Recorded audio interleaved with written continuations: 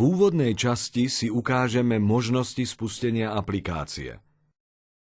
Aplikáciu je možné spustiť viacerými spôsobmi.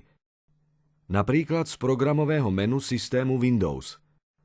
Klikneme na ponuku Štart a následne na voľbu Všetky programy.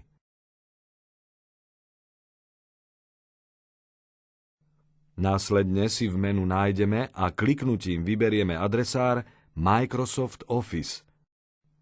Nastavíme sa na položku Microsoft Excel 2010 a kliknutím potvrdíme spustenie samotnej aplikácie.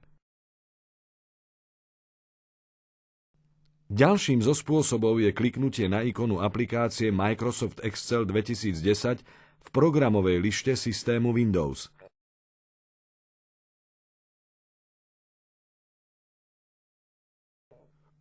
Najbežnejší a najviac používaný spôsob je vytiahnutá ikona programu Microsoft Excel 2010 priamo na pracovnej ploche obrazovky.